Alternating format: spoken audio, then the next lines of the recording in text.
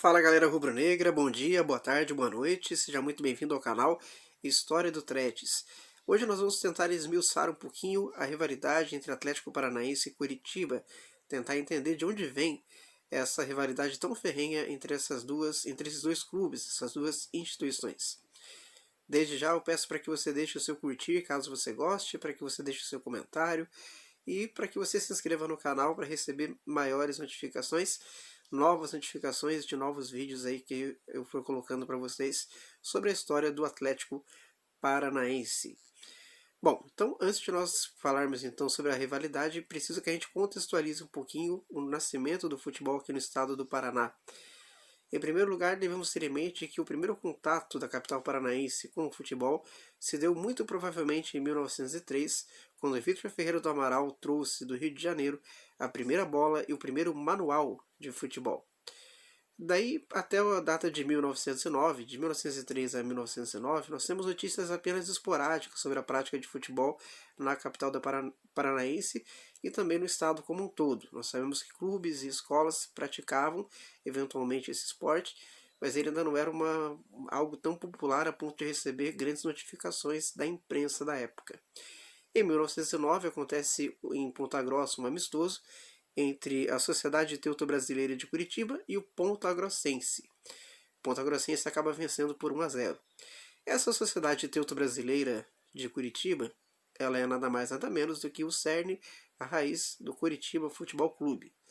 Portanto, em 1909 o Curitiba é fundado e ele é um clube que ele se identifica muito com as raízes alemãs aqui de Curitiba, com a etnia alemã, com a colônia alemã. Então ele é um time mais colonial e também é um time de elite, né, financeiramente falando.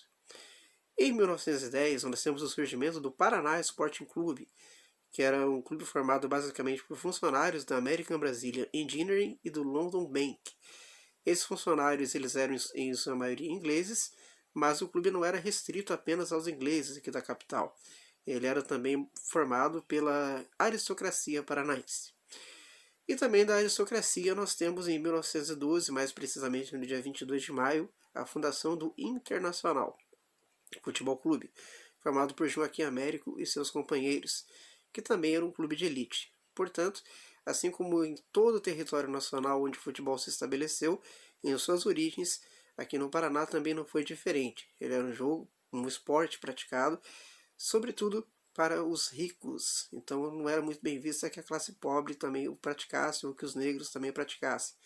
Era um esporte mais, digamos, nacionalizador. Havia muita preocupação em se criar uma identidade nacional e o esporte servia também nesse intuito. Então era um esporte mais para a elite, como a maioria dos esportes na época.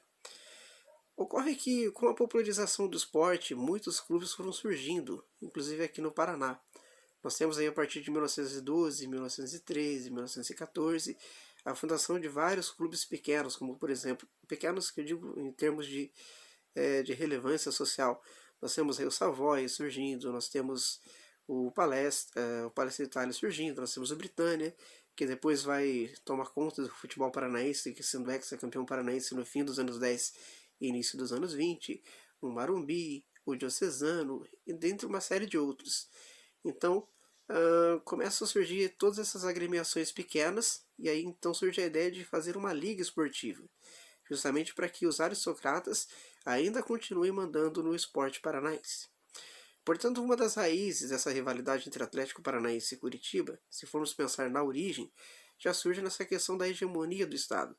Afinal de contas, Curitiba, Paraná e Internacional, por muito tempo foram as três grandes forças da capital. Então eles disputavam entre si hegemonia. Eles três também, em 1915, fundam a Liga Esportiva Paranaense. Basicamente eles que estavam... Haviam outros clubes no meio, obviamente, mas eles que estavam tomando as rédeas, né, por serem eles representantes da alta estirpe paranaense, aí das colônias, da colônia alemã e também dos ricos paranaenses. Né? Então, em 1915, acontece a criação da Liga Esportiva Paranaense e, consequentemente, o primeiro campeonato paranaense de futebol. E aí acontece mais uma rusga aí nessa relação entre Curitiba e Internacional. Justamente porque o Internacional foi campeão desse campeonato de 1915, porém o América protestou contra o resultado. E convenceu também Curitiba e e Paraná Sport, dentre outras agremiações, a também protestarem. O resultado disso é que a Liga Esportiva Paranaense acabou dividida. O Internacional ficou sozinho e América, Paraná e Curitiba fundaram uma outra associação, justamente a associação rival à do Internacional. Então, basicamente, essa é uma das raízes mais fortes aí essas são algumas das raízes mais fortes da rivalidade entre Internacional e Curitiba, que mais tarde vai respingar no Atlético Paranaense também. Ou seja, eram dois clubes antagônicos em sua formação. Afinal de contas, o Curitiba era um time de elite, mas era um time alemão. E o Internacional era um clube, né, de ricos, fundados por pessoas da terra mesmo aqui de Curitiba.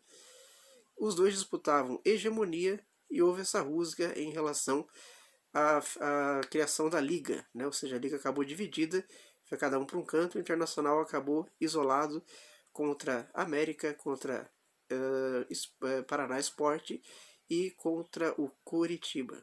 Então essas são algumas das raízes aí mais antigas que nós podemos apontar como causas da rivalidade do Atletiba, certo? Esse vídeo vai ficar um pouquinho longo, mas vale a pena que vocês fiquem até o final, né, que a gente vai chegar agora então na parte do Atletiba especificamente.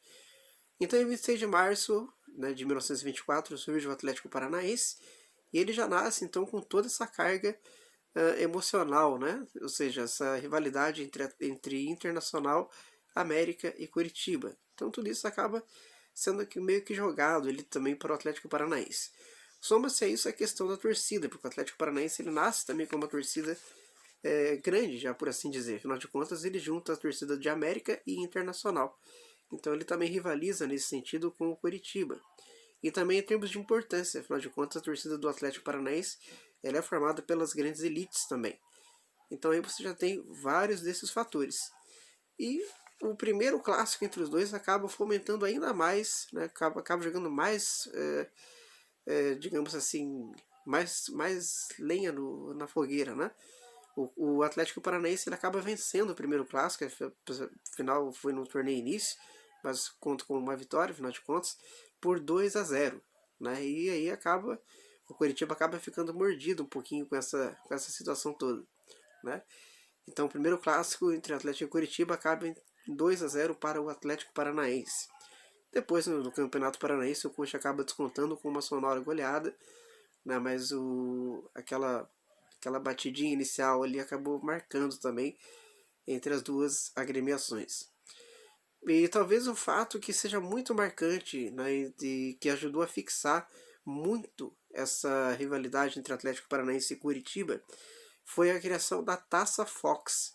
O que era a Taça Fox? Havia em Curitiba uma sapataria de nome Fox e ela fez uma iniciativa promocional muito interessante. Em 1925 ela promoveu um torneio amistoso entre o clube mais velho e o clube mais novo da cidade. Curiosamente, o clube mais velho era o Curitiba e o clube mais novo era o Atlético Paranaense. O jogo aconteceu no dia 1º, aliás, dia 6 de setembro de 1925 e acabou empatado em 1-1. Portanto, naquele ano ninguém levou a Taça Fox. Em 1926 não houve essa disputa e em 1929, no dia 20 de fevereiro de 1927, os dois clubes voltaram a campo para tentar decidir quem, afinal de contas, ficaria com a Taça Fox. O jogo acabou empatado por 4-4. Como a taça foi feita para ficar com alguém, no dia 20 de março de 1927, novamente os clubes entraram em campo e o Curitiba levou a melhor, levando o jogo por 1-0 e sendo campeão da Taça Fox. Você já havia toda aquela carga da época de Internacional, toda aquela carga, né, de início ali de diferença identitária entre as torcidas e aqueles primeiros atletismos de 1924, agora então isso ficou um pouquinho mais aflorado. Bom, ainda em 1926 ocorre também um outro clássico muito movimentado em que o Curitiba vence por 3-1, porém com muita reclamação por parte do Atlético. O segundo gol do Curitiba houve uma reclamação porque a bola teria batido no travessão e pingado na linha, ou seja, o Atlético reclama que não foi gol, mas o juiz deu o gol, né, do mesmo jeito. Houve muita reclamação em relação a isso. E o terceiro gol, o Atlético também reclama que houve impedimento. Então aí houve, né, a diretoria entrou em campo, houve uma série de brigas ali, né, mas o resultado foi mantido e acabou em 3-1. E em 1933 ocorre talvez aquele que seja o mais emblemático dos Atletibas para fixar realmente essa rivalidade, né, foi o famoso Atletiba da Gripe. Eu vou fazer um vídeo especial sobre ele mais à frente, mas ele aconteceu no dia 21 de maio de 1933, onde todo o time do Atlético Paranaense estava cometido por uma gripe e pediu o adiamento da partida. Curitiba, porém, não aceitou e decidiu entrar em campo. O Atlético entrou, né, então naquele dia 21 de maio para perder de pouco, né, mas acabou vencendo o jogo por 2-1. O gol foi do Raul Rosa e do Marreco para o Atlético Paranaense e do Levorato para o time do Curitiba. No dia seguinte, os jornais estampavam: o Atlético Paranaense é o clube da raça, e esse passou a ser então um dos epitetos mais conhecidos do Atlético Paranaense. Portanto, fica então nesse vídeo registrado um pouco sobre a história da rivalidade do Atlético Paranaense e do Curitiba.